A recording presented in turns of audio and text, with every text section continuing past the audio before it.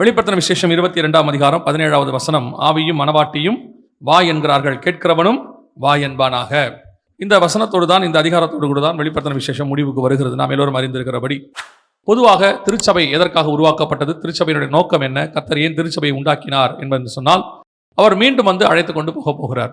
அதனால தான் நீங்கள் புதிய ஏற்பாட்டில் உடன்படிக்கை என்று சொல்லக்கூடியதான திருவிருந்து கம்யூனியன் எடுக்கும்போது கூட, நான் வருமளவும் என்னை நினைவு கூறும்படி இதை செய்யுங்கள் என்றார் என்று சொல்லி பார்க்கிறோம். அப்படி இருக்கும் பொழுது இயேசுவின் வருகை என்பது ஒரு மூல உபதேசங்களில் ஒன்றாக மட்டுமல்ல, அதுதான் திருச்சபையினுடைய டெஸ்டினேஷன், முடிவு. அதற்காகத்தான் சர்ச், வேற எதற்காகவும் இல்லை. ஆண்டவர் தம்முடைய திருச்சபையை தம்முடைய சித்தத்துக்கு ஏற்றபடி ரெடி பண்ணி பரலோகத்துக்கு கூட்டிட்டு போறார். எஸ்தரை அவர்கள் எல்லா கன்னிகைகளோடு கொண்டு வருகிறார்கள். ஆனால் ராஜாவுடைய அரண்மனைக்கு உடனடியாக கொண்டு போகப்படவில்லை. ராஜாவுடையதான அந்த பள்ளி அறைக்கு உடனடியாக கொண்டு போகப்படவில்லை. அவளை வைத்து ஏகாவின் கரத்தில் ஒப்படைத்து 7 தாதிமார்கள் அவரை சுத்திகரித்து உருவாக்கி ராஜாவுக்கு ஏற்றபடி அவளை மாற்றுகிறார்கள். என்னென்ன விதத்தில் சுத்திகரிக்கணுமோ எல்லா விதத்திலும் சுத்திகரித்து ராஜாவுக்கு ஏற்ற மாதிரி மாத்தின பிறகுதான் அவளை கொண்டு போய் ராஜாவின் கையில் ஒப்படைக்க முடியும். ஏற்கனவே செலக்ட் பண்ணப்பட்டவங்க எல்லாமே கன்னிகைகள் தான். செலக்ட் பண்ணி தி பெஸ்ட், அந்த 127 நாட்டில் இருக்கக்கூடியதான அந்த எல்லாத்துலேயும் இருக்கிறதுலே தி பெஸ்ட்டை தான் அவங்க கொண்டு வராங்க. ஆனாலும் கொண்டு வந்த உடனே ராஜா கிட்ட நேராக கொண்டு போக முடியாது. அவளை ஒரு இடத்துல வைத்து, கன்னி மாடத்தில் வைத்து அவளை தயார் பண்ணி ராஜாவுக்கு ஏற்ற மாதிரி மாற்றி அதுக்கப்புறம் கொண்டு போய் தான் ராஜா கிட்ட ஒப்படைக்க முடியும். அதே காரியம் தான் இப்பொழுது திருச்சபை செய்கிறது. இப்பொழுது திருச்சபையினுடைய வேலை என்னவென்று சொன்னால், உங்களை உலகத்திலிருந்து கர்த்தர் வேறு பிரித்து மகிமையின் ராஜாவின் கையில் கொண்டு போய் ஒப்படைக்க போகிறார். அது வரைக்கும் பரிசுத்த ஆவியானவர் உங்களை உருவாக்கி கொண்டிருக்கிறார், சுத்திகரித்துக் கொண்டிருக்கிறார், ராஜாவுக்கு ஏற்ற மாதிரி மாத்துறார். அப்ப இங்கே இருந்து ராஜாவுக்கு ஏற்ற மாதிரி மாறினா மட்டும்தான் அவரை சந்திக்க முடியும். இங்கே இருக்கிறதுனால மட்டும், இப்ப எஸ்தரோடு கூட அநேக கன்னிகைகள் கொண்டு வரப்பட்டார்கள். ஆனால் எல்லோரும் ராஜஸ்திரியாய் மாறவில்லை. அந்த எஸ்தருக்கும் மற்ற ஸ்திரீகளுக்கும் நிறைய வித்தியாசம் இருந்தது. எஸ்தருடைய குணாதிசயத்திற்கும் அந்த கூட வந்த கன்னிகைகளுக்கும் நிறைய வித்தியாசம் இருந்தது. அவைகளிலே ராஜாவினுடைய அன்பு எஸ்தரை முதலில் இருந்தது. காரணம், எஸ்தர் என்னென்ன காரியங்கள்லாம் செய்தால் என்பதை நீங்கள் அப்புறம் போய் எஸ்தரின் புஸ்தகத்தை படித்து பாருங்கள். அதே மாதிரி தான் திருச்சபை. ஏதோ சர்ச்சுக்கு வந்த பிறகு உள்ள வந்தாச்சு, ஒரே ரீசனுக்காக பரலோகத்துக்குள்ளே பிரவேசிப்போம் என்றால் நீங்கள் ஏமாறுவீர்கள். அப்படி வேதம் ஒரு இடத்திலும் சொல்லவில்லை. கிறிஸ்தவர்களை பரலோகத்துக்கு கூட்டிட்டு போவேன் என்று கர்த்தர் ஒரு நாளும் சொல்லவில்லை. உண்மையும் உத்தமம் உள்ளவர்களை தான் கொண்டு போவேன் என்று கர்த்தர் சொல்லி இருக்கிறார். எஜமானுடைய சித்தத்தின்படி செய்கிறவர்கள் தான் உள்ளே பிரவேசிக்க முடியும். அவர் விரும்புகிற மனவாட்டி தான் அவரோடு கூட சிங்காசனத்தில் உட்கார முடியும். திருப்பி திருப்பி வெளிப்படுத்துற விசேஷத்தில் கர்த்தர் சொல்லிக்கிட்டே இருக்கிறார். ஜெயம் கொள்ளுகிறவன் எவனோ, ஜெயம் கொள்ளுகிறவன் எவனோ, 10 தடவை சொல்றார் ஜெயம் கொள்ளுகிறவன் எவனோ. அப்ப அந்த ஜெயம் கொண்டவன் தான் திருச்சபையிலிருந்து அவரோடு கூட போய் சிங்காசனத்தில் உட்கார முடியும். ஜெயம் பெறாதவன் போக முடியாது. இன்னைக்கு சபைக்கு வந்துட்டாலே கிறிஸ்தவர்கள் ஆயிட்டாரே, அதான் நான் சொல்லுவேன், உலகத்தின் சபை இருக்கிறவர்களை நீங்கள் பாரம்பரிய சபை என்று சொல்லுவீர்கள். இது பெந்தகோஸ்தே பாரம்பரியம், அவ்வளவுதான் வித்தியாசம். அவர்களுக்கு வேற ஒரு பாரம்பரியம், இங்கே ஆவிக்குரிய பாரம்பரியம். அவர்களுக்கு வேற இருக்கிற மாதிரி இங்கே ஒன்று இருக்கு. அதனுடைய விளைவு என்ன? நாம் அந்த பாரம்பரியத்துக்குள்ள வந்து விட்டபடினால் சபை அந்த உணர்வில்லாத இருதயத்துக்கு போய்விட்டது. மணவாளனை சந்திக்க வேண்டும் என்கிற எண்ணம் இல்லை. சபை உலக ஆசீர்வாதத்தை பெறக்கூடிய ஒரு இடமாய் மாறிவிட்டது. சபை என்பது ஒரு சடங்காச்சாரத்தினுடைய ஸ்தலமாய் மாறிவிட்டது.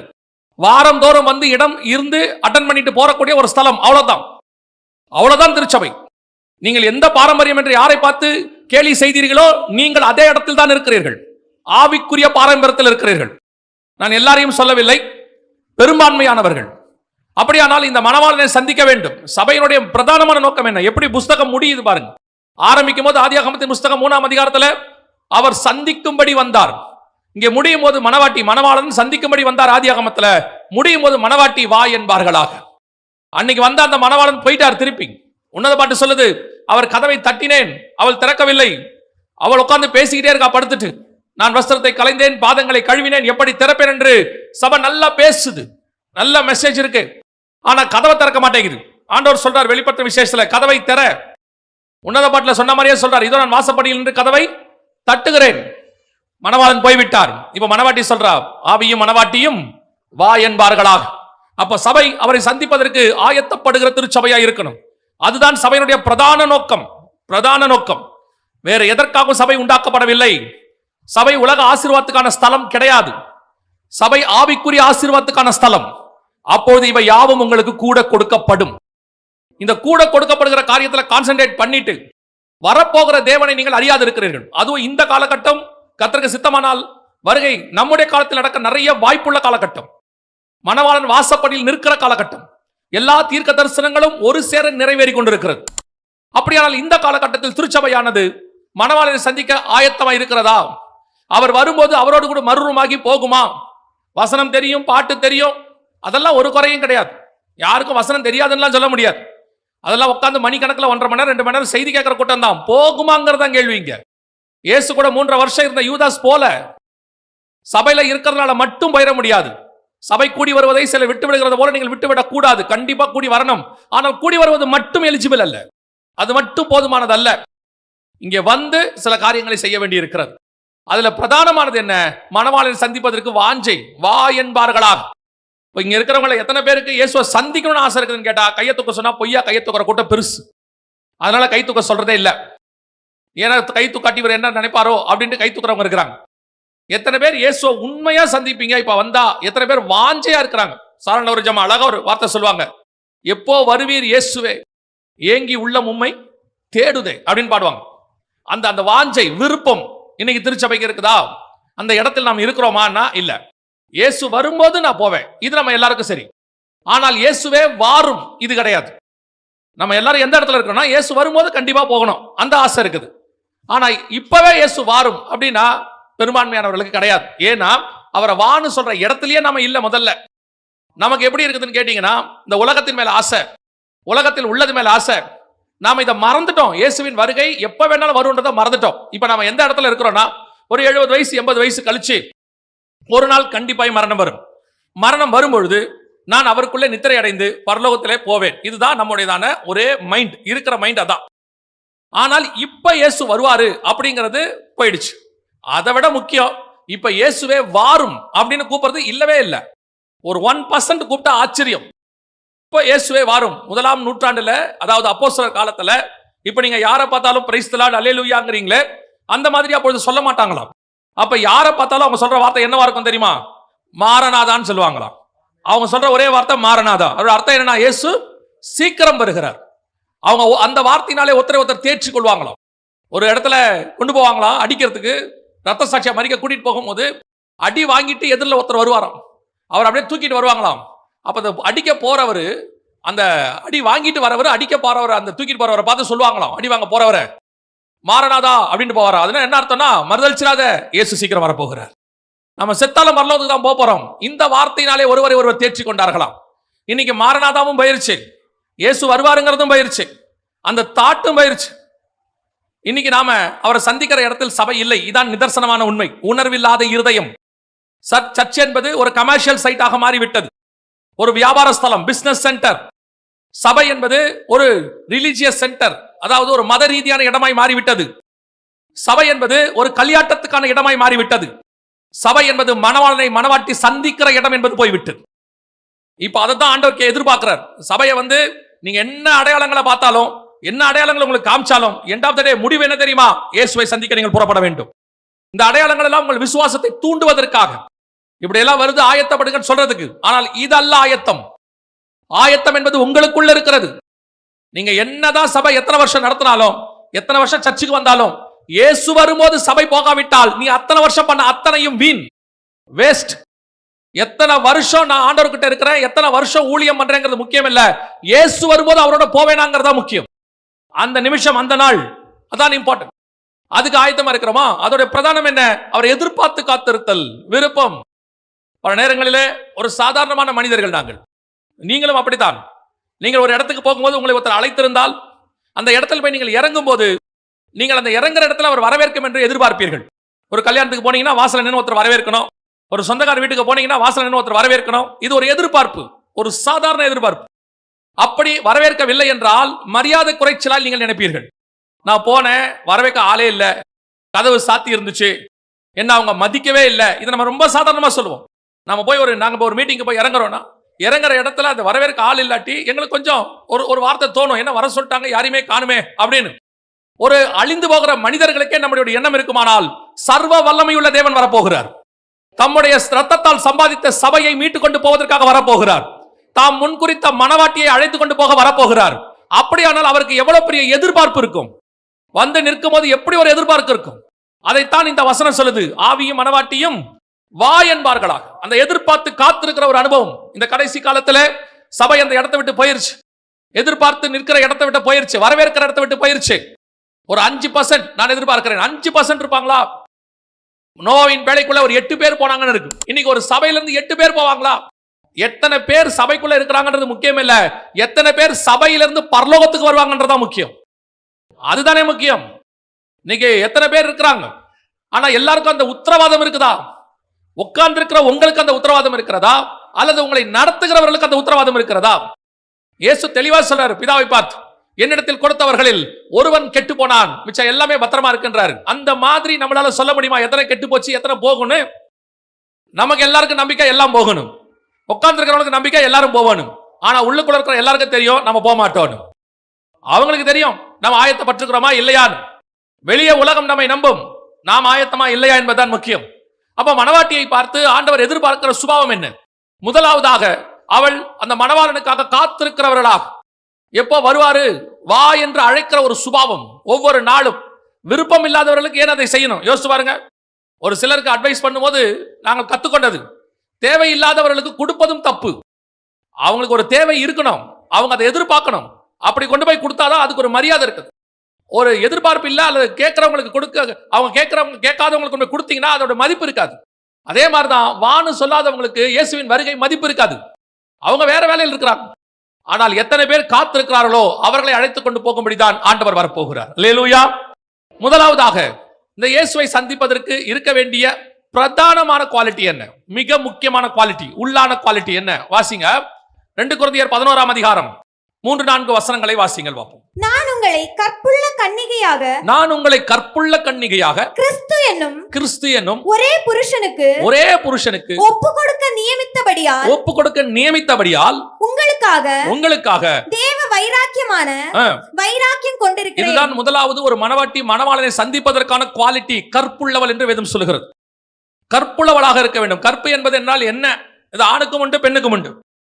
கற்பு என்பது வெறும் சரீரத்தை மட்டும் தகுதி உடையது அல்ல, சரீரத்தை மட்டும் உடையது அல்ல. இன்னைக்கு நிறைய பேர் இந்த கற்புள்ளதுங்கிறதுக்கு விளக்கம் என்ன கொடுக்குறாங்கன்னா, கல்யாணம் ஆயிடுச்சுன்னா கற்பு போயிடும் அப்படின்னு ஒரு குரூப் இருக்கு. அதனால அவங்க என்ன சொல்றாங்கன்னா, கல்யாணம் பண்ணாம இருக்கிறவங்க தான் கற்புள்ளவர்கள். ஏன்னா சீயோன் மலையில 14ஆம் அதிகாரம் வெளிப்படுத்தின விசேஷத்துல 1,44,000 பேர் நிற்கிறார்கள். அதுல இருக்கிறவர்களை பத்தி சொல்லும் பொழுது ஸ்திரீகளால் கரைப்படாதவர்களும் கற்புள்ளவர்களும் என்று வேதம் சொல்லுகிறது.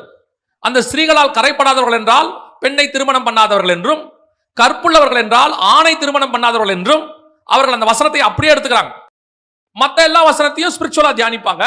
இந்த ஒரு வசனத்தை மட்டும் அவங்க அப்படியே ஸ்பிரிச்சுவலா எடுக்காம உலக பிரகாரமா எடுத்து கல்யாணம் பண்ணக்கூடாது அப்படின்னு உபதேசமாக்கிட்டாங்க. நல்லா கவனிச்சுக்கொள்ளுங்க. திருமணம் ஆகாமல் கர்த்தருக்காக நிற்க வேண்டும் என்பது கர்த்தர் உங்கள் மேல் வைத்த திட்டமாய் இருக்குமானால் அதை நீங்கள் ஃபாலோ பண்ணுங்கள். ஏன்னா வேதம் சொல்லுது, வரம் பெற்றவர்களை தவிர வேறு ஒருவரும் அப்படி இருக்க முடியாது. அது இயற்கையோடைய பிரமாணம் என்ன? கர்த்தர் மனிதன் தனிமையாக இருப்பது நல்லதல்ல. அதான் இயற்கை பிரமாணம். ஒருவேளை வரம் பெற்றவர்களுக்கு அது பொருந்தும், எல்லாருக்கும் அல்ல. அப்படி இருக்கும் பொழுது இங்க கற்புள்ளவர்கள் என்று சொல்லப்படுகிறதுடைய அர்த்தம் என்ன? கற்பு என்ற குறித்து எதை குறித்து சொல்லப்படுகிறது என்று சொல்லி பார்க்க வேண்டும். அப்படியானால் திருமணமானவர்களுக்கு எல்லாம் கற்பு போய்விட்டதா? அதையும் பார்க்கணும். இந்த வசனத்தின்படி கல்யாணம் பண்ணவங்களுக்கு கற்பு போயிடும்னா அவங்க சொல்றாங்க, ஒரு சிலர் சொல்றது உங்களுக்கு சொல்றேன். அப்படின்னா திருமணமாக எல்லாம் கற்பிழந்தவர்கள் அர்த்தம். ஆனால் நம்ம ஊரை பொறுத்த வரைக்கும் திருமணமாகி ஒரே கணவனோடு கூட உண்மையா இருக்கிறவர்களுக்கு பேர் தான் கற்புக்கரசின் பேர். அவங்கள தான் கற்புக்கரசிம்பாங்க. அப்போ கற்புள்ள கன்னிகையாக ஒரே புருஷனுக்கு அப்படின்னா என்ன அர்த்தம்? எனக்குள்ள கிறிஸ்துவை தவிர வேறொரு சிந்தனை இல்லை, கிறிஸ்துவினுடையதான அந்த அன்பை தவிர வேறொரு அன்பில்லை, கிறிஸ்துவுக்காக காத்திருக்கிற அந்த உபதேசத்தை தவிர வேறொரு உபதேசம் எனக்குள் இல்லை, எதுவும் எனக்குள் கலக்காது. கிறிஸ்து எனக்கு என்ன சொன்னாரோ அதை மட்டும் சிந்தித்துக் கொண்டிருப்பேன். பிலிப்பியருக்கு எழுதும் போது பவுல் சொல்லுகிறார், 4ஆம் அதிகாரம் 8வது வசனத்தை வாசிங்கள். கடைசியாக சகோதரரே, உண்மை உள்ளவைகள் எவைகளோ, ஒழுக்கமுள்ளவைகள் எவைகளோ, நீதி உள்ளவைகள் எவைகளோ, கற்புள்ளவைகள் எவைகளோ, அன்புள்ளவைகள் எவைகளோ, நற்கீர்த்தி உள்ளவைகள் எவைகளோ, புண்ணியம் எதுவோ, புகழ் எதுவோ அவைகளையே சிந்தித்துக் கொண்டிருங்கள். கற்புள்ளவர்களாய் வாழுங்கள் என்று சொல்லவில்லை, கற்புள்ளவர்களாய் சிந்தியுங்கள் என்று சொல்லுகிறார். உன் இருதயத்தின் நினைவுகளில் கூட கிறிஸ்துவை தவிர வேறு ஒருவருக்கு இடமில்லை. உன் இருதயத்தினுடைய எண்ணத்தில் பரலோகத்தை தவிர வேறொருத்துக்கு இடமில்லை. அந்த இடம் இருக்கணும். அதைத்தான் பவுல் 2 கொரிந்தியருக்கு எழுதும்போது 11ஆம் அதிகாரத்தில் 3-4 வசனத்தில் சொல்றாரு, எப்படி சர்ப்பமானது ஸ்திரீயானவளை வஞ்சித்ததோ அதே போல உண்மையினின்று உங்கள் இருதயம் விலகிவிடுமோ என்று நான் பயந்திருக்கிறேன். அவருடைய அர்த்தம் என்ன? வேறொரு உபதேசம், வேறொரு சிந்தனை, வேறொரு காரியம் உங்களோடு கூட கலக்காதபடிக்கு முழுக்க முழுக்க கிறிஸ்துவை பத்தின சிந்தனை. ஆண்டவர் இந்த செய்தியை கொடுக்கும்போது ஒரு காரியம் உணர்த்தினார். வெளிநாட்டுல நிறைய பேர் வேலை செய்வாங்க. சோ அப்படி இருக்கும் பொழுது இந்த வெளிநாட்டுல இருக்கிற அப்படி போகும்போது ஒரு சிலர், நான் சொல்றேன் எல்லாரையும் சொல்லல, ஒரு சிலர் சொல்றேன், வெளிநாட்டுக்கு போகும்போது அவங்களால குடும்பத்தை விட்டுட்டு இருக்க முடியாது, அவங்களால மனைவி பிள்ளைகளை விட்டுட்டு இருக்க முடியாது.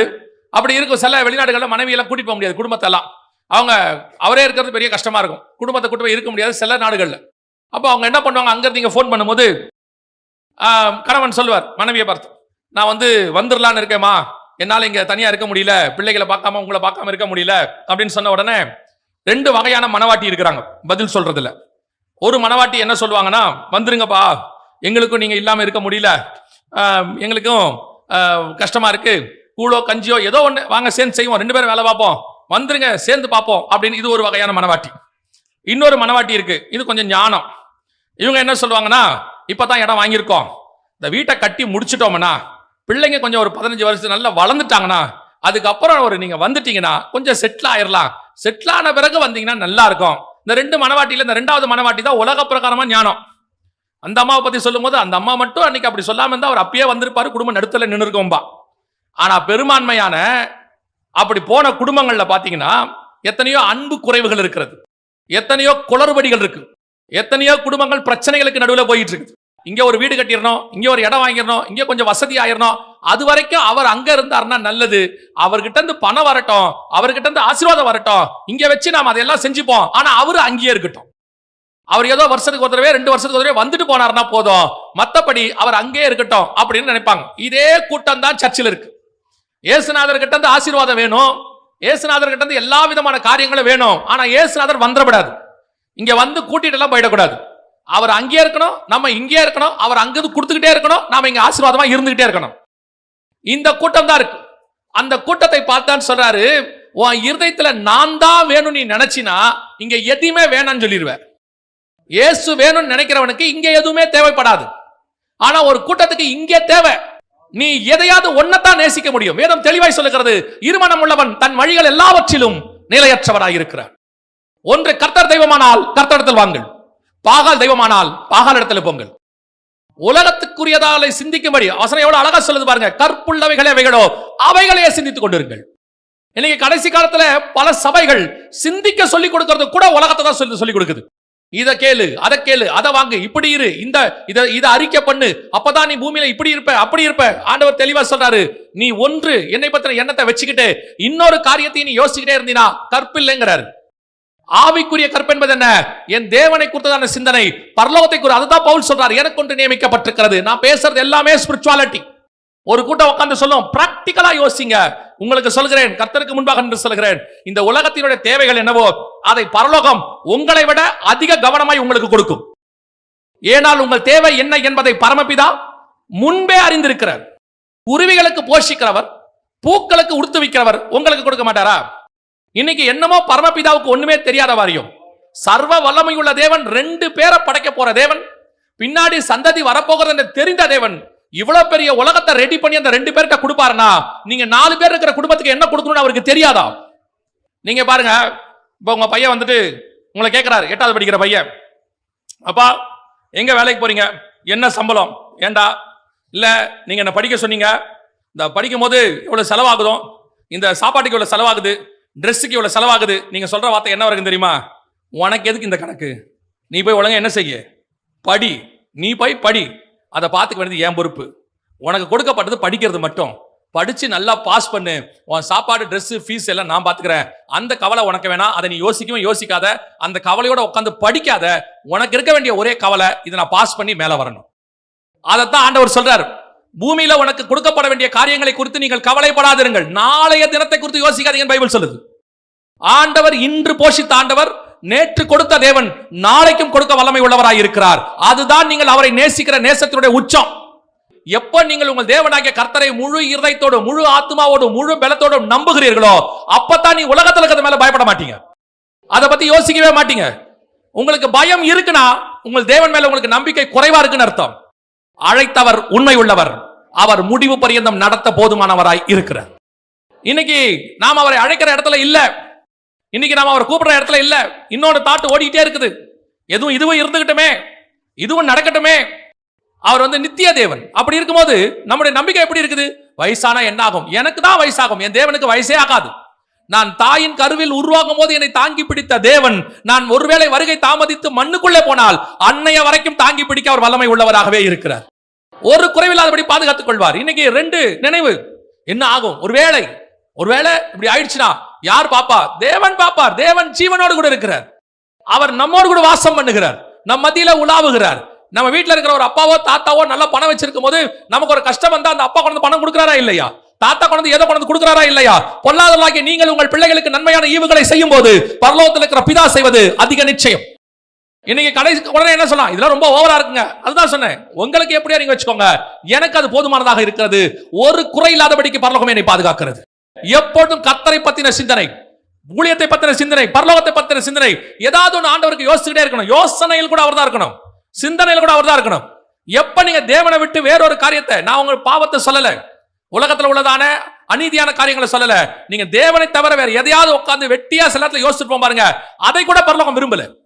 என்ன யோசி, என்ன பாரு. அதனால தான் அவர் சொல்றாரு, சர்ப்பம் வேறொரு காரியத்தை சொன்னின போது அவள் ஏற்றுக்கொண்டாள் என்று வேதம் சொல்கிறது. அவள் ஏற்றுக்கொண்டதனுடைய விளைவு என்ன போச்சா? அவள் வஞ்சிக்கப்பட்டாள். அதைத்தான் ஆண்டவர் உங்களுக்கு சொல்லுகிறார்.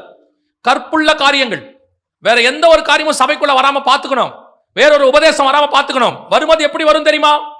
ஏதோ பிசாசு வாளோட 2 கொம்போடெல்லாம் உங்ககிட்ட பேச மாட்டான். வேதம் சொல்லுது, வெளிப்படுத்தல் 13:11 சொல்லுது, பின்பு வேறொரு மிருகம் பூமியிலிருந்து எழும்பி வர கண்டேன். அது ஒரு ஆட்டுக்குட்டிக்கு ஒப்பாக 2 கொம்புகளை உடையதா இருந்தது. வலு சர்ப்பத்தை போல் பேசினது. வர்றது எப்படி வரும்? ஊழியக்காரன் மாதிரி வரும், வர்றது விசுவாசி மாதிரி வரும், வர்றது ஆவிக்குரியவன் மாதிரி வரும். பேசுகிற காரியம் சர்ப்பத்தின் காரியமாய் இருக்கும். அது பேசும்போது அதுக்கு வாயிலிருந்து புறப்படுகிறது சர்ப்பத்தினுடையதா இருக்கும். அதை நீங்கள் யோவான் ஸ்நானகனாய் இருந்து ஆவிகளை பகுத்தறிகிறவராய் இருந்தால் மட்டும்தான் அது விரியன் பாம்பு குட்டி என்று உங்களால் கண்டுபிடிக்க முடியும். இல்லாவிட்டால் கண்டுபிடிக்க முடியாது. இன்னைக்கு அப்படி வஞ்சிக்கிற காரியம் சபையை நோக்கி வருது. சபையில இருக்கிறவங்க நிறைய பேர் யோவான் ஸ்நானகன் கிடையாது. சபையில உட்கார்ந்து இருக்கிற நிறைய பேர் இந்த பாம்புகள் பேசுகிறதை நம்புகிற கூட்டம். நான் விசுவாசிகளுக்கும் சொல்லுகிறேன், ஒரு சில ஊழியர்களுக்கும் சொல்லுகிறேன், எந்த உபதேசம் வந்தாலும் காது கிணிதா இருக்கு, நல்லா இருக்கு, கேட்கறதுக்கு உங்க மாம்சத்துக்கு தேவையானதா இருக்கும். ஒரே வருஷத்தில் கர்த்தர் உன்னை கோடீஸ்வரனாக்குவார். உங்கள் பணத்தை கர்த்தர் பலிக்கு பெருக பண்ணுவார். பண ஆசீர்வாதத்துக்கான கூட்டம் இது எல்லாம் சர்ப்பத்தின் உபதேசம். இது தேவனிடத்திலிருந்து வந்தது கிடையாது. யோசிச்சு பாருங்க, டாக்ஸ் கட்ட இயேசுகிட்ட காசு இல்லை. அந்த தேவன் சொல்றாரு, போய் மீன் வாய பாரு, வெள்ளி பணம் இருக்கும், எடுத்துக்கொண்டு போய் உனக்கு எனக்கு சேர்த்து கட்டுங்கிறாரு. ஏன் அந்த தேவன் உட்கார்ந்து மலை பிரசங்கத்துல 3 நாள் பண பிரசங்கம் பண்ணியிருக்க கூடாது? தரித்திரருக்கு சுவிசேஷத்தை பிரசங்கித்த தேவன் ஏன் தரித்திரருக்கு பணத்தை கொடுத்துருக்க கூடாது? ஒரு யாசகம் கேட்க வராரு, பிச்சை கேட்க ஒருத்தர் வராரு, அவரை பார்த்து என்ன வேண்டும்னு கேட்டு அவருக்கு கண்ணு கொடுத்த தேவன் ஏன் காசு கொடுக்க கூடாது? இன்னைக்கு ஒரு கூட்டம் உங்களை ஏமாத்துது, வஞ்சிக்கிற காரியம் வருது. உங்களுடைய உலக பிரகாரமான தேவைகள், ஆசைகள் கடைசி காலத்தில் கூடுமானால் தெரிந்து கொள்ளப்பட்டவர்களையும் வஞ்சிக்கத்தக்கதாக இப்ப அதான் நடந்துகிட்டு இருக்கு. உலகத்தில் உள்ள பணம், ஆஸ்தி, சம்பாத்தியம், வீடு, மாயை, லக்ஸுரி, இதையெல்லாம் சொல்லி ஆண்டவர் நேரடியா சொல்றாரு, கடன் கொடுப்பாய், கடன் வாங்காதிருப்பாய். அதனால ஆண்டவர் திருப்பி திருப்பி சொல்றாரு, வசனத்தை ஆராய்ந்து பாருங்கள். அவர்கிட்ட இருந்து வருதா? கடைசி காலத்தில் அப்போஸ்தலர் என்று சொல்லியும் அப்போஸ்தலர் அல்லாதவர்கள் உங்களை வஞ்சிப்பார்கள். ரொம்ப கேர்ஃபுல்லா இருந்து கொள்ளுங்க. இப்ப அந்த கற்பு அது என்ன செய்யும் தெரியுமா? உங்களை கொண்டு போய் தேவனுடைய உபதேசத்திலிருந்து பிரிச்சிரும். உங்களுக்கு தெரியவே தெரியாது. வேதம் சொல்லுது, சர்ப்பத்தின் வார்த்தையை ஏவாள் கேட்டாங்க, அவ்வளவுதான். அவங்க கேட்டாங்க. ஆனால் ஆதாம் ஏவாளை அறிந்தான், அவள் காயினை பெற்றாள். ஆனா 1 யோவான் சொல்லுது, பொல்லாங்கானால் பிறந்த காயின். ஆதாம் ஏவாள் இணைந்தாங்க, காயின் பிறக்கிறான். ஆனா வசனம் சொல்லுது பொல்லாங்கானால் பிறந்த காயின். அதோட அர்த்தம் என்ன? சரீர பிரகாரமாய் ஆதாம் வழியாக ஏவாளுக்கு குழந்தை வந்தாலும் ஆவிக்குரிய விதத்துல பிசாசின் உபதேசம் உள்ள போயிடுச்சு, அதன் வழியாக ஒரு பிள்ளை பிறக்குது. காயின் மிக மோசமானவனாக இருந்தார். அதே மாதிரி தான் இன்னைக்கு இருக்கு. நீங்க ஆவிக்குரிய விதத்துல உட்கார்ந்திருக்கீங்க, நல்ல சபைக்குள்ள இருக்கீங்க, மாற்று கருத்து இல்ல. ஆனா சர்ப்பத்தின் சத்தம் உங்களுக்கு போன் வழியாக, டிவி வழியாக, வாட்ஸ்அப் வழியாக, யூடியூப் வழியாக வந்துகிட்டே இருக்கு. அந்த சத்தத்துக்கு செவி சாய்த்து அந்த சத்தத்தை ஏற்றுக்கொண்டு அது சொல்லக்கூடிய மரத்தின் கனியை, அந்த உபதேசத்தை நீங்கள் ஃபாலோ பண்ணுவீர்கள் என்றால் உனக்கு பிறக்கிறது பொல்லாங்கானாய் இருக்கும். உன் சபை பொல்லாங்கானால் நிரப்பப்படும். கிறிஸ்து வருகிற காலம் சமீபமாயிற்று. இனி காலம் கண்டிப்பாக செல்லாது. உங்கள் சபை கிறிஸ்துவை சந்திக்கிற கற்புள்ள சபையாக இருக்கணும். அதுக்கு உனக்கு வைராக்கியம் இருக்கணும். நான் அப்படி போய் கிறிஸ்துவை சந்திக்கணுங்கிற வைராக்கியம் இருக்கணும். எல்லா உபதேசத்தையும் கேட்கறது, எல்லா காரியத்தையும் கேட்டுக்கிறது, எல்லாத்தையும் சபையில போயிட்டு மிக்ஸ் பண்ணிக்கிறது. கூடுமானால் தெரிந்து கொள்ளப்பட்ட சபையும் மாறி இருக்கு. சபைக்குள்ளையும் அப்படிப்பட்டதான பிசாசின் கூட்டம் உள்ள வந்து சபைக்குள்ள கொண்டாந்து வெளியே இருக்கக்கூடியதான வித்தை கொண்டாந்து கலக்கிறது. உலகத்தில் உள்ள காரியத்தை கொண்டாந்து இங்க கலக்கிறது. அங்க என்னென்னலாம் இருக்கோ இப்ப இங்க எல்லாமே இருக்கு. எது ஒரு சில சபைகள் தான் அந்த மணவாளனுக்காக கற்புள்ள சபையாக நிக்குது. பெரும்பான்மையான சபைகள் உலகத்தினுடைய உபதேசத்தை உள்ள ஏத்துக்கிட்டு காயினை பெற்றெடுக்கிற பொல்லாங்கானா இருக்கிறது. தயவு செய்து கர்த்தருக்காக காத்திருக்கிற கூட்டம் இந்த மாதிரி அருவருப்புகளை தொலைத்து விடுங்க. வெளிப்படுத்தல் 21 கடைசி வசனம் சொல்லுது, தீட்டுள்ளவைகளும் அருவருப்புள்ளதும் பொய்யை நடப்பிக்கிறதும் ஆகிய ஒன்றும் அதில் பிரவேசிப்பதில்லை. ஆண்டவர் விரும்புகிறது the cleanest one. பொய் இல்லாதது, அருவருப்பு இல்லாதது சபை காணப்பட வேண்டும். நீ தேவனுக்கு முன்பாக உண்மை இல்லாதவனாய் இருந்தால் உன் கையில் இருக்கிற பட்டத்துக்கு மரியாதை கிடையாது. நீ தேவனுக்கு முன்பாக உண்மை இல்லாதவனாய் இருந்தால் உன் கையில் இருக்கிற திருச்சபைக்கு மரியாதை கிடையாது. உன் தேவனுக்கு முன்பாக நீ குறைவுள்ளவனாய் காணப்பட்டால் உன் கையில் கொடுக்கப்பட்ட ஊழியத்திற்கும் விசுவாசிக்கும் மரியாதை கிடையாது. நீ தேவனுக்கு முன்பாக உண்மையா இருந்தா அத்தனைக்கு மரியாதை. இவ்வளவும் இல்லாம யோசிச்சு பாருங்க, ஜீவன் இல்லாம ஒரு ஆள் செத்து போயிட்டு அவர் பக்கத்துல எத்தனை டிகிரி கொண்டு போய் வச்சாலும் என்ன பிரயோஜனம்? அதுக்கு பேரு பணம். ஜீவன் இருந்து பக்கத்துல டிகிரி போட்டா தான் அதுக்கு மரியாதை. கிறிஸ்து இருந்து உன் ஊழியத்துல கிறிஸ்து இருந்து கூட எதை போட்டாலும் மரியாதை. தேவனே இல்லாம செஞ்சுட்டு கடைசியா சும்மா ஜாலியா போய் ஆண்டவருக்கு முன்னாடி பயங்கரமா நம்பிக்கையோட போய் நிக்கும் போது கர்த்தர் சொல்றாரு, உன்னை எனக்கு தெரியவே தெரியாதுங்கிறாரு. உன்னை அறியேன். இத்தனை வருஷம் பண்ணிட்டு போய் முன்னாடி நிக்கும் போது தெரியாதுன்னு ஆண்டவர் சொல்லிட்டாருன்னா அதை விட உன் நிலைமையுடைய யோசிச்சு பாரு பாப்போம். மனுஷனை ஏமாத்தி, தேவனை ஏமாத்தி, பணத்தை ஏமாத்தி, உனக்கு கொடுக்கப்பட்ட சபையை ஏமாத்தி, உனக்கு கொடுக்கப்பட்ட ஊழியத்தை ஏமாத்தி, உனக்கு கொடுக்கப்பட்ட குடும்பத்தை ஏமாத்தி, இத்தனையும் ஏமாத்திட்டு நீ தேவனுக்கு முன்பா போய் நின்னுனா தசமாம் காணிக்க கொடுத்துட்டா மட்டும் கர்த்தர் உன்னை உள்ள சேர்த்து பாருனா அது அநீதி இல்லையா? தேவன் நீதி உள்ளவர் அல்லவா? கர்த்தர் நீதி உள்ளவர். நம்மை நாமே நிதானித்து அறிந்தோமானால் நாம் நியாயம் தீர்க்கப்படும். அதான் ரொம்ப இம்பார்ட்டன்ட். முதலாவது சபை கற்புள்ளதா இருக்க வேண்டும். எப்படி இருந்தாலும் பரலோகத்துக்கு போலான்னா அது விபச்சாரம். இப்படி இருந்தால் தான் பரலோகத்துக்கு போக முடியும் சொன்னதா அவன் மனவாட்டி. ஆண்டவர் அதை தான் எதிர்பார்க்கிறார். எத்தனை பேர் உங்ககிட்ட இருக்கிறாங்க, எவ்வளவு இடம் இருக்கு, எவ்வளவு கட்டடம் இருக்குன்றத முக்கிய விட தேவன் உங்ககிட்ட இருக்கிறாராங்கிறதா முக்கியம். அதை மட்டும் செக் பண்ணிட்டே இருக்கணும். தெர்மாமீட்டர் வச்சு எப்படி நம்ம பாடியோட டெம்பரேச்சரை செக் பண்ணுவோமோ, பிபி செக் பண்றதுக்கு எப்படி மிஷின் வச்சிருக்கீங்களோ அதே மாதிரி தேவன் கூட இருக்கிறாராங்கிறத செக் பண்ணிட்டே இருக்கணும். ஏன்னா சிம்சோன் மேல தேவன் வந்த போது அவனுக்கு தெரிஞ்சிச்சு, போன போது அவனுக்கு தெரியல. அவன் தலைய முடிய எடுத்த உடனே தேவன் போனது அவனுக்கு தெரியல. பெலிஸ்தர்கள் வந்தார்கள் சொன்ன உடனே அவன் எழுந்திருச்சு, கர்த்தர் எப்பொழுதும் போல போவேன்னா கர்த்தர் இல்லை. பரிசுத்தாவி வந்த போது தெரியும், போன போது தெரியாது. பரிசுத்தாவி வரும்போது அவர் உங்ககிட்ட சொல்லிட்டு வருவாரு, போகும்போது சொல்லாம கொள்ளாம போவார். ஜென்டில்மேன் போயிருவார்.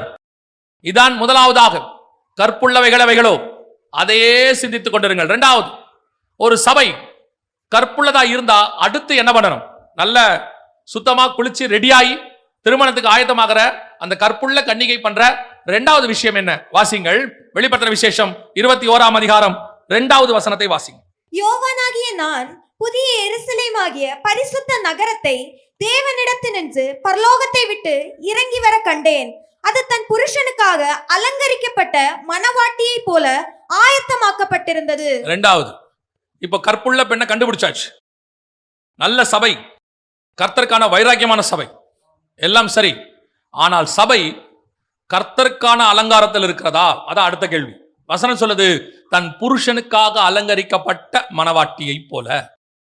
மணவாட்டியினுடைய அலங்காரம் யாருக்கானதாக இருக்கிறது என்பதுதான் கேள்வி. இந்த அலங்காரம் யாருக்குரிய அலங்காரம்? புருஷனுக்காக அலங்கரிக்கப்பட்ட அலங்காரமா? இன்னொரு வசனத்தையும் வாசிங்க. வெளிப்படுத்தின விசேஷம் 17ஆம் அதிகாரம் 4வது வசனத்தை வாசிங்க. அந்த ஸ்திரீ இரத்தாம்பரமும் சிவப்பான ஆடையும் தரித்து பொன்னினாலும் இரத்தினங்களினாலும் முத்துக்களினாலும் சிங்காரிக்கப்பட்டு தன் வேசித்தனமாகிய அருவருப்புகளாலும் அசுத்தத்தாலும் நிறைந்த பொற்பாத்திரத்தை தன் கையிலே பிடித்திருந்தாள். வசனம் தெளிவா சொல்லுது, இரத்தாம்பரம் முத்துக்களினாலும் சிங்காரிக்கப்பட்டு. இங்கே ஒரு அலங்காரம் இருக்கு, அங்கே ஒரு அலங்காரம் இருக்கு. வெளிப்படுத்தல் 22:2 தன் புருஷனுக்கான அலங்காரம், இங்கே ஒரு அலங்காரம் இருக்கு. இது விபச்சார அலங்காரம். அசுத்தத்தினாலும் நிறைந்த பொற்பாத்திரத்தை பிடித்திருந்தால். 5வது வசனம் சொல்லுது 17:5, அவள் நெற்றியில் மேலும் ரகசியம் மகா பாபிலோன் பூமியில் உள்ள அருவருப்புகளுக்கும் வேசித்தனங்களுக்கும் தாய் என்னும் நாமம் அவள் நெற்றியில் எழுதியிருந்தது. இது யாரு? விபச்சார அலங்காரம். இது யாரு? மணவாட்டி அலங்காரம். மணவாட்டி அலங்காரத்துக்கும் விபச்சார அலங்காரத்துக்கும் என்ன வித்தியாசம்? வசனம் சொல்லுது, புருஷனுக்காக அலங்கரிக்கப்பட்டால் அது மணவாட்டி அலங்காரம். விபச்சார அலங்காரம் என்ன? தன்னை பார்க்கிறவர்களுக்கு எல்லாம் பிடிக்கணும், அப்படி அலங்கரிக்கப்பட்டால் அது விபச்சார அலங்காரம். இன்னைக்கு அதான் நடைபெற்றுக் கொண்டே இருக்கிறது. அநேக இடங்களில் நீங்கள் பார்க்கும் பொழுது சபையானது, நான் சபைனா நான் டினாமினேஷனை குறித்து பேசல, எந்த டினாமினேஷன் நான் பேசவே இல்லை. நான் பேசுவது காங்கிரிகேஷன், நம்மை குறித்து. நாம் தான் சபை. கட்டடமோ டினாமினேஷனோ சபை ஆகாது, நாம் தான் சபையாவோம். நீங்களே தேவனுடைய ஆலயமாய் இருக்கிறீர்கள். அப்ப இந்த ஆலயத்தினுடைய அலங்காரம் உங்களுக்கும் எனக்கு இருக்கு. என்ன அலங்காரம்? பரிசுத்த அலங்காரம் என்று வேதம் சொல்லுகிறது. இந்த அலங்காரம் எப்படிப்பட்டதா இருக்கணுமா? மணவாளனுக்கு ஏற்ற அலங்காரம் இருக்கணும். அப்ப சபைக்குள்ள இருக்கக்கூடியதான எல்லா காரியங்களும், குறிப்பா அலங்காரம் என்பது இந்த வஸ்திரத்தை தரித்துக் கொள்வதை குறித்து வேதம் சொல்லுது. யாத்ராகமத்தின் புஸ்தகம் 28ஆம் அதிகாரம் 40வது வசனத்தை வாசி. ஆரோனுடைய குமாரருக்கும் மகிமையும் அலங்காரமுமாய் இருக்கும் பொருட்டு, ஆரோனுடைய குமாரருக்கு மகிமையும் அலங்காரமாய் இருக்கும் பொருட்டு அங்கிகளையும் இடைக்கச்சைகளையும் குல்லாக்களையும் உண்டு பண்ணுவாயாக. அப்போ ஒரு வஸ்திரத்தை தரித்துக் கொள்வதோட நோக்கம் என்னன்னா மகிமையும் அலங்காரமும். அப்போ புருஷனுக்கு ஏற்ற அலங்காரம்னா என்ன? இயேசுவுக்கு ஏத்த மகிமையும் இயேசுவுக்கு ஏத்த அலங்காரம். இன்னைக்கு உலகம் உங்களுக்கு உலகத்துக்கு ஏத்த அலங்காரம் சொல்லிக் கொடுக்கும். உலகத்துக்கு ஏத்த அலங்காரம் ஒண்ணு இருக்கு, பாபிலோனிய அலங்காரம். சபைக்கேத்த அலங்காரம் ஒண்ணு இருக்கு, அது மணவாட்டிக்கான அலங்காரம். நான் வெளிப்புறமான அலங்காரத்தை குறித்து பேசவில்லை, வஸ்திரத்தை குறித்து பேசவே இல்லை, உள்ளான அலங்காரத்தை குறித்து பேசுகிறேன். இன்னைக்கு சபை எப்படி அலங்கரிக்கப்படுகிறது? ஒரு மணவாட்டியை அலங்காரம் பண்ணுவது எதற்காக? ராஜா இடத்துல கொண்டு போய் எஸ்தரை ஒப்படைப்பதற்கு முன்பதாக 2ஆம் அதிகாரம் சொல்லுகிற எஸ்தரின் புஸ்தகம், எஸ்தர் வெள்ளை போலத்தினாலும் சுகந்த வர்க்கத்தினாலும் ஸ்திரீகளுக்குரிய சுத்திகரிப்பினாலும் 12 மாதம் அளவும் சுத்திகரிக்கப்பட்டு அப்படின்னு இருக்கு. அவருடைய அர்த்தம் என்ன? மணவாட்டிய மணவாளனுக்கு, ஏன்னா அவர் வெள்ளை போலங்கிறது அவருடைய வாசனை, அவருக்கு மேல என்ன வாசனை வீசுதோ அதே வாசனை என் மேல வீசணும். அதுக்குதான் ஆண்டவர் சொல்றாரு, நான் பரிசுத்தராய் இருப்பது போல நீங்களும் பரிசுத்தராய் இருங்கள். நான் என் பிதாவின் சித்தத்தை செய்தது போல நீங்களும் என் பிதாவின் சித்தத்தை செய்யுங்கள். நான் ஜெயம் பெற்று பிதாவின் இடத்தில் போய் அதிகாரத்தை பெற்றுக் கொண்டது போல ஜெயம் கொள்ளுகிறவன் எவனோ அவனுக்கு அதிகாரத்தை கொடுப்பேன். நான் பிதாவிற்கு மூத்த குமாரனாக இருந்து தேவசாயல் அடைந்தது போல நீங்களும் அந்த தேவசாயல் அடைங்கள். அப்ப அவருக்கு ஒப்பாக, அவரை மாதிரி. அதான் சபையினுடைய அலங்காரம். இப்ப சொல்லுங்க, சபை கிறிஸ்துவின் அலங்காரத்தை தரித்துக் கொண்டிருக்கிறதா, உலகத்தின் அலங்காரத்தை தரித்துக் கொண்டிருக்கிறதா? உலகம்னா என்ன? வசனம் நேரடியா சொல்லுது யோவான்ல, கண்களின் நிச்சயம் ஜீவனத்தின் பெருமையும் மாம்சத்தின் நிச்சயம் உலகத்தில் உண்டானவைகள். அங்கே பார்க்கிற ஒரு கவர்ச்சி இருக்கு, நன்மை தீமை அறியத்தக்க கனி இருக்கு, அதுக்கு சபைக்குள்ள இடம் இல்லை. இங்கே ஜீவ விருட்சத்துக்கு தான் இடம், இங்க இயேசு கிறிஸ்துவுக்கு தான் இடம். உலகத்தில் ஒரு கவர்ச்சி இருக்கு, மோவாபிய ஸ்திரீகள், அவர்களுக்கு இங்கே இடம் இல்லை. இது தேவனுடையதான மணவாட்டி. உலகத்தில் உள்ளதான ஆடம்பரம், உலகத்தில் உள்ளதான காரியங்கள் நல்லா தெரிஞ்சுக்கொள்ளுங்க. இங்க நமக்கு ஒரு தேவைன்னா அது எத்தனை லட்சம் கோடினால கர்த்தர் கொடுக்க வல்லமை உள்ளவராய் இருக்கிறார். ஆனா அது கர்த்தர் சொன்னதா இருக்கணும், அதான் கேள்வி. ஆசாரிப்பு கூடாரம் கர்த்தர் கட்ட சொன்னார். கர்த்தர் சொன்னா எதை வேணாலும் செய்யலாம், தப்பே கிடையாது. நீங்க 300 முழத்துக்கு கட்டிருங்க, ஒரு கூடாரத்தை உண்டாக்குங்க, 2 பிரிவா மாத்துங்க, பலிபீடம் வைங்க. கர்த்தர் சொன்னா ஒரு மாதிரியின்படி கட்டலாம். அது எத்தனை லட்சம் ஆனாலும் சரி, எத்தனை கோடி ஆனாலும் சரி, கர்த்தர் சொன்னா சரி. யோசிச்சு பாருங்க, வனாந்தரத்துல ஆசாரிப்பு கூடாரத்தை கட்ட சொல்றாரு. அது ஒரு பாலைவனம். சவுதிக்கும் இஸ்ரேலுக்கும் நடுவில் இருக்கக்கூடியதான ஒரு பாலைவனம். அந்த பாலைவனத்துல போய் கட்டுங்கன்றார். அங்க ஒரு கடை இருக்காது, எதுவுமே இருக்காது. இவனுங்களுக்கு சாப்பாடே கிடையாது. வானத்துல தான் சாப்பாடே வரணும், தண்ணி கிடையாது, கண்மலை தான் தண்ணி கொடுக்கணும். அந்த மாதிரி ஒரு இடத்துல ஆண்டவர் சொல்றாரு, இந்த மாதிரி ஒரு 12-11 வகையான மூடு திரை போடு, பரிசுத்த ஸ்தலத்துக்கும் மகா பரிசுத்தத்துக்கும் ஒரு திரைச்சீலை வெய்யி, உடன்படிக்கை பெட்டிய எல்லாம் பசும் பொண்ணுனால செய்யு, இந்த மரத்துல செய், சித்தி மரத்துல செய்யு. இப்படி ஒவ்வொன்னா பர்டிகுலரா சொல்றார். சொல்லிட்டு இதையெல்லாம் செய்வதற்கு எச்சரிக்கையாகிரு. அங்க அவர் சொன்ன அத்தனை விஷயமும் இங்க இல்ல. நம்ம கிட்ட 12 வகையான கல்லு சொல்லுவாரு, ஒரு வித்தியாசமான மரத்தை சொல்லுவாரு. அவர் சொல்லக்கூடிய அத்தனையும் நமக்கு இங்க கிடைக்காது. உடனே நம்ம என்ன பண்ணுவோம், இங்க இருந்து பக்கத்துல திருநெல்வேலி, சென்னை, இல்ல திருச்சி, இல்ல பாம்பே, இல்ல வெளிநாட்டுல போய் அந்த பொருளை வர வைப்போம். வர வைக்கிறதுக்கு நமக்கு பலன் இருக்கு, அவங்களுக்கு அது கிடையாது. அவங்க வனாந்தரத்துல இருக்காங்க. அப்போ இவ்வளவு எப்படிங்க வரும்? இவ்வளவு நீங்க சொல்றீங்களே, அதுவும் கேர்ஃபுல்லா இருங்கறீங்களே, எப்படி வரும்? ஆண்டவர் சொல்றாரு, நீ எகிப்துல இருந்து புறப்பட்டிய அந்த ராத்திரி இந்த கூடாரத்துக்கு தேவையானது எல்லாத்தையும் எகிப்துல இருந்து நான் கொண்டு வந்துட்டேன். அது எல்லாமே உன் கூடாரத்துக்கு பக்கத்துல தான் இருக்கு. ஒரே ஒரு அனௌன்ஸ்மெண்ட் கொடு, அத்தனை கூடாரத்துல இருந்து இந்த கூடாரத்துக்கு வந்துரும், இது சாட்சியின் கூடாரம் உருவாயிரும். அப்ப யோசிச்சு பாருங்க, வந்து ஒரு மாசம் கழிச்சு கட்ட போறதான ஒரு ஆசாரிப்பு கூடாரத்துக்கு ஒரு மாசத்துக்கு முன்னாடியே எல்லாத்தையும் ரெடி பண்ணி வைக்கக்கூடியதற்கு தேவன் வல்லமை உள்ளவராய் இருப்பாரானால் உங்களுக்கு கொடுக்கக்கூடிய பிளானுக்கும் அப்படித்தான் செய்வார். எல்லாம் ரெடி பண்ணி வச்சிருப்பாரு. உங்களை போய் எவங்கிட்டையும் கையேந்த விடமாட்டார். உங்களை போய் கடன் வாங்க விடமாட்டார். உங்களை போய் கடன் அடைக்க முடியாமல் வீட்டுக்கு ஓடி ஒளிய விடமாட்டார். கடைசியில கடன் அடைக்க முடியாம எல்லாத்தையும் வித்து ஏலத்துல போக விடமாட்டார். அது தேவன் செய்யறது அல்ல. கர்த்தருடைய அலங்காரம் என்ன தெரியுமா? அது கர்த்தருக்கு பிரியமான அலங்காரம். என்னுடைய தேவன் நல்ல மணவாளன், நல்ல தகப்பன். அவர் ஒரு நாளும் தன்னுடைய சபையோ தம்முடைய பிள்ளைகளோ அவமானப்பட வேண்டும் என்று ஒரு நாளும் விரும்ப மாட்டார். நம்ம ஆண்டவர் சொல்றாரு, நீ எனக்கு தெரியாம எதையும் வாங்காத, எங்கிட்ட நான் சொல்லாததை செய்யாத, உன் தேவை என்ன நான் பாத்துக்கிறேன். இதை தாண்டி நீங்க கடன் வாங்கி செய்றீங்கன்னா கண்டிப்பாக அது மணவாளன் சித்தம் அல்ல. ஒரு நாளும் கர்த்தர் தம்முடைய பிள்ளைகளை வேதனைப்பட விடவே மாட்டார். நல்ல தகப்பன் எப்படி செய்வான்? பிள்ளைய தப்பு பண்ணிட்டு போனாலே இளையகுமாரன் திரும்பி வரும்போது தகப்பன் ஓடி போய் அணைத்து எல்லாத்தையும் வஸ்திரத்தை போட்டு மூடி மோதிரத்தை போட்டு மூடி வீட்டுக்குள்ள கொண்டு போய் விருந்தடிக்கிறார். அந்த மாதிரி தகப்பன் அவர் எப்படி உங்களை கொண்டு போய் கடன்ல தள்ளுவாரு? ஒரு நாளும் தள்ள மாட்டார். அது தேவ சித்தம் கிடையாது. அப்ப உங்களை ஒரு சர்ச்சை கட்ட சொல்றாரா? அது தேவன் சொன்னா தேவைகள் சந்திக்கப்படும். உங்களை ஒரு ஆசீர்வாதத்தை கர்த்தர் வாங்க சொல்றாரா? அது தேவன் சொன்னா கர்த்தரால் சந்திக்கப்படும். அதுதான் மணவாளனுக்கு ஏற்ற அலங்காரம். என்னால என் கணவனுக்கு எந்த அவமானமும் வரக்கூடாது. அதான் நீதிமொழிகள் சொல்லுது, மனைவி புத்திசாலி குணசாலியான ஸ்திரியா இருந்தால் அவன் கணவன் ஒளிமுக வாசல் எப்படி இருப்பானா? எல்லாருக்கும் முன்பாக பேர் பெற்றவனாய் இருப்பான். வீட்டுக்குள்ள நீ ஒழுங்கா இருந்தா வெளியே கணவன் பேர் பெற்றவனாய் இருப்பான். அதே தான் வேதம் சொல்லுது. சபை தேவனுக்கு முன்பாக ஒழுக்கம் உள்ளதா இருந்தால் கர்த்தருடைய நாமம் பூமி முழுக்க பிரஸ்தாபப்பட்டிருக்கும், மகிமை உடையதா இருக்கும். இன்னைக்கு ஆண்டவருடைய சுவிசேஷம் பரவாம இருக்கிறதுக்கு யார் காரணம்? நம்ம தான் காரணம். நீங்க சொல்றீங்க அவங்க எதிர்க்கிறாங்க, இவங்க எதிர்க்கிறாங்க, இந்த எதிர்ப்பு இருக்கு, இவங்க எப்படி பண்றாங்க. சபைக்கு என்னைக்கு எதிர்ப்பு இல்லைன்னு நினைக்கிறீங்க? நம்ம சபை என்பது மரணத்தில் ஆரம்பித்தது. இயேசு கிறிஸ்துவின் மரணத்தில் தான் ஆரம்பிச்சிச்சு. எதிர்ப்புங்கிறது அங்கேயே வந்துருச்சு. அப்போஸ்தலர் காலத்துல எதிர்ப்பு இருக்கு. அப்போஸ்தலர்கள் எல்லாம் சிறைச்சேதம் பண்ணப்பட்டார்கள், வாளால் கொலை செய்யப்பட்டார்கள், தீக்கிரையாக்கப்பட்டார்கள். தலைமுறை தலைமுறையாய் சபை உபத்திரவத்தை சந்திச்சுக்கிட்டே தான் இருக்கு. நான் உங்களுக்கு ஒரு உண்மையை சொல்றேன், தமிழ்நாட்டு சபைகள் உபத்திரவத்தெல்லாம் ஒன்னும் சந்திக்கவே இல்லை. நீங்க உங்களுக்கு இருக்கிற உபத்திரவம் என்னன்னா 4 வேளை சாப்பிட முடியல, 3 வேளை சாப்பிட்டுக்கிட்டு இருக்கீங்க. அதான் உபத்திரவம். உங்களுக்கு இருக்கிற சபை என்னன்னா, உபத்திரவம் என்னன்னா, பிள்ளைய நல்ல காஸ்ட்லி ஸ்கூல்ல சேர்த்துட்டீங்க, ஃபீஸ் கட்ட முடியல, அதான் உங்க உபத்திரவம். உங்களுக்கு இருக்க உபத்திரவம் என்னன்னா, 2 வீலர்ல போறீங்க, ரொம்ப வெயிலா இருக்கு, கார் இல்ல, அதான் உங்க உபத்திரவம். இந்த மாதிரி உபத்திரவம் இல்ல சபை சந்திச்சது. கம்யூனிஸ்ட் நாட்டுல, பாசிச நாட்டுல போய் பாருங்க, சரித்திரத்தை எடுத்து படிச்சு பாருங்க. நிக்க வச்சு எரிச்சிருக்கான் போட்டு மொத்தமா. அந்த உபத்திரம்லாம் இல்ல. இப்போ நார்த் இந்தியா போங்க, எவ்வளவு உபத்திரம் இருக்கு பாருங்க. இங்கே கர்த்தர் உங்களை என்னையும் மிகுந்த ஆசீர்வாதத்தோடு கூட உட்கார வச்சிருக்கிறார். நீ உட்கார்ந்து செய்தி கேட்கறீங்களா, இதுவே ஆசீர்வாதம். பல மாநிலங்களில் செய்தி நடத்த முடியாது, பல நாடுகளிலே கிறிஸ்துவை பிரசங்கிக்க முடியாது, ஆன்லைன்ல கூட இயேசுவை சொல்ல முடியாதான். அந்த அளவுக்கு ஸ்ட்ரிக்டா இருக்கிற கண்ட்ரிஸ் இருக்கு. கர்த்தர் உங்களை என்னையும் நல்லதா வச்சிருக்கிறார். நீங்க சும்மா உபத்திரம் இங்க இருக்கிறவங்கள சொல்லக்கூடாது. உபத்திரம் சொல்றா நார்த் இந்தியாக்காரன் சொல்றா நியாயம் இருக்கு, மணிப்பூர்ல சொல்றா நியாயம் இருக்கு, உத்தரப்பிரதேச சொல்றானா நியாயம் இருக்கு, சூடான்ல சொல்றான், நார்த் கொரியால சொல்றான், சைனால சொல்றானா நியாயம் இருக்கு. அப்ப கர்த்தர் உங்களை என்னை ஆசீர்வாதம் வச்சிருக்கிறாரு. அப்ப இந்த தேசத்துக்கு, இந்த மாநிலத்துக்கு நீங்களும் நானும் எவ்வளவு உண்மை உள்ளவர்களா இருக்கிறோமோ, கற்புள்ளவர்களா இருக்கிறோமோ, புருஷனுக்கு ஏற்ற அலங்காரத்தில் இருக்கிறோமோ, அவ்வளவுக்கு அவ்வளவு நம்முடைய மணவாளனுடைய பெயர் பிரஸ்தாபப்படும். அவங்க கர்த்தரை ஏற்றுக்கொள்வதற்கு நாம தான் காரணமா இருக்கணும். நம்மளை பார்த்து அவன் இயேசுவை ஏத்துக்கணும். நான் மேசியாவை கண்டேன் இவன் போய் சொன்னானா, அந்திரேயா சொன்னானா, ஒருத்தன் பின்னாடியே வரணும். அதுதான் ஆசீர்வாதம்.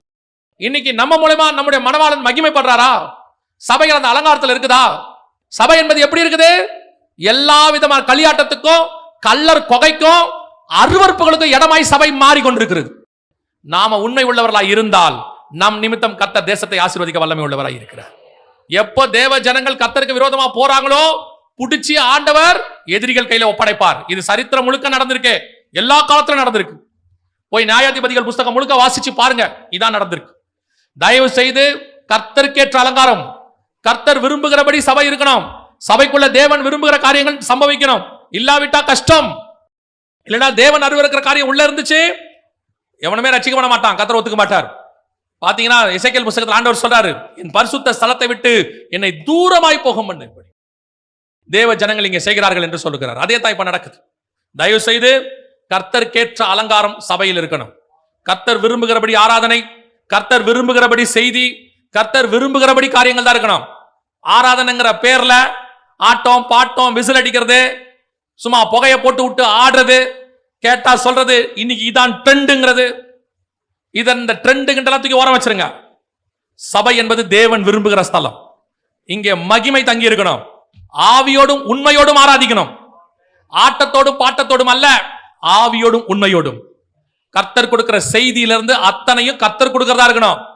இங்க சும்மா உங்களை பிரியப்படுத்துறதுக்கு செய்தி கொடுக்கிறது, உங்க காதுக்கு இனிய பிரசங்கத்தை பண்றதெல்லாம் இங்க நடக்காது, நடக்கவும் கூடாது.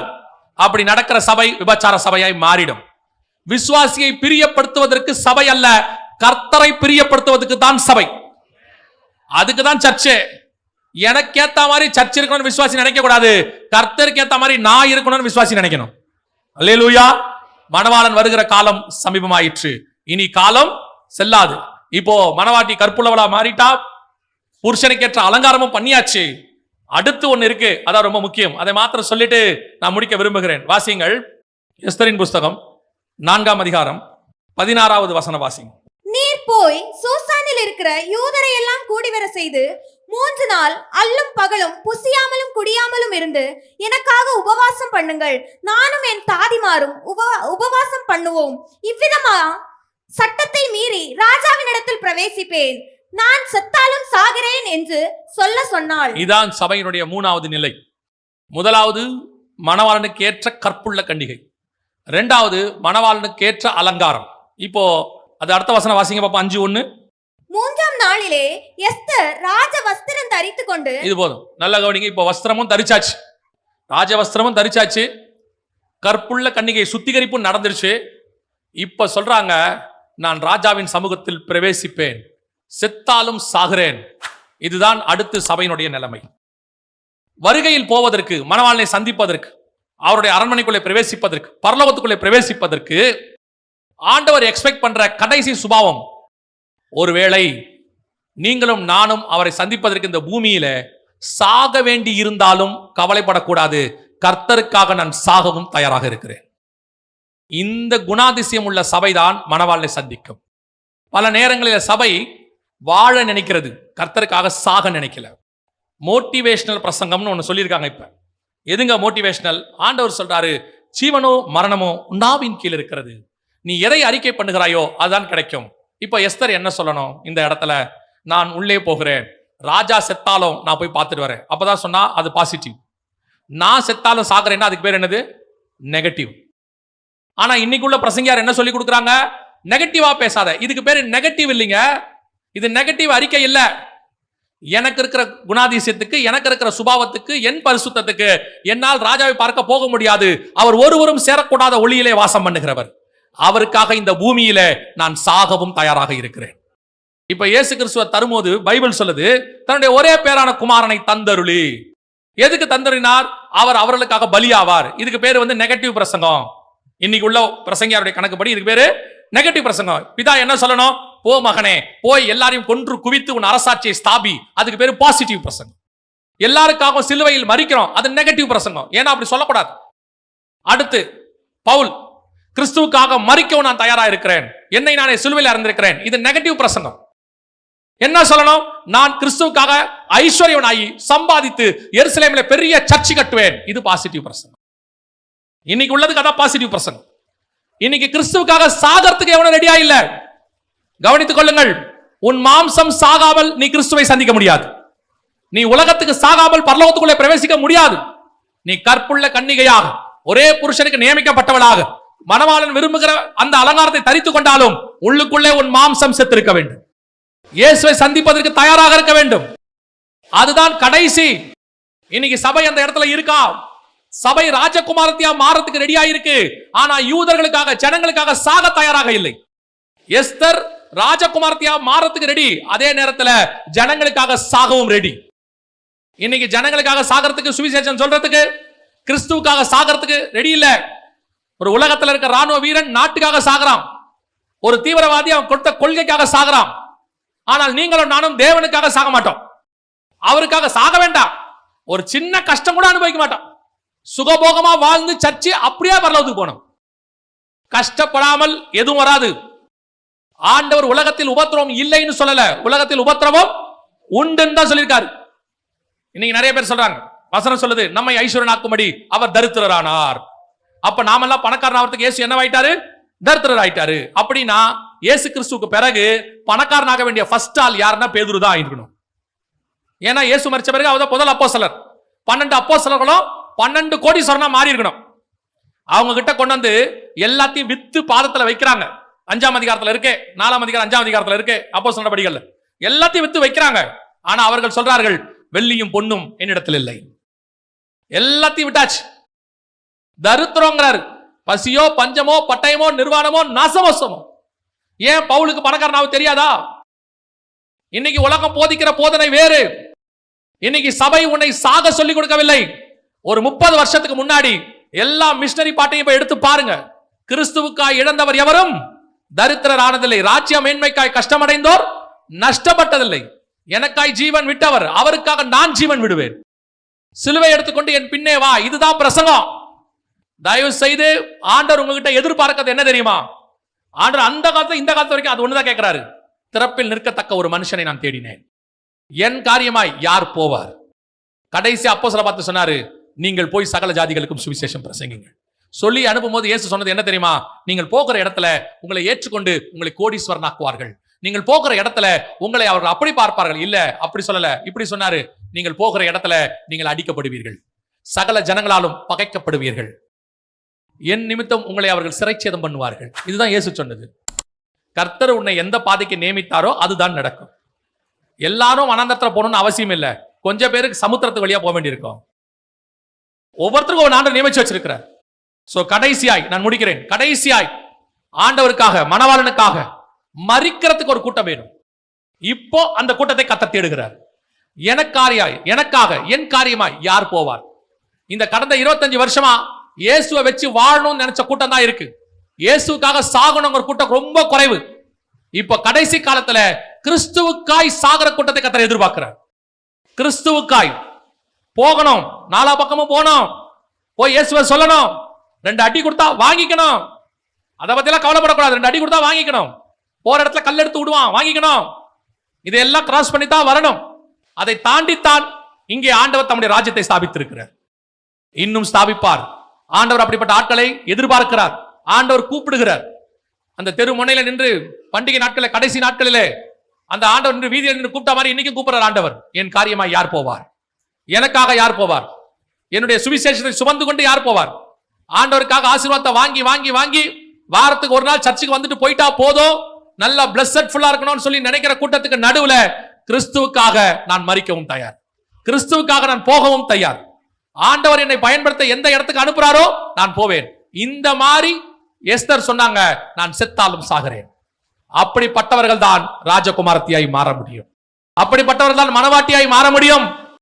ஏதோ சர்ச்சுக்கு வந்துட்டு போயிட்டு தசம காணிக்கை கொடுத்துட்டு சபையில ஒழுக்கமா வந்துட்டு போற விசுவாசின் பேர் வாங்கினா மட்டும் பத்தாது. இந்த மனவாட்டிக்குரிய குணாதிசயம் இருந்தால்தான் நீங்கள் வருகையிலே போக முடியும். அல்லேலூயா.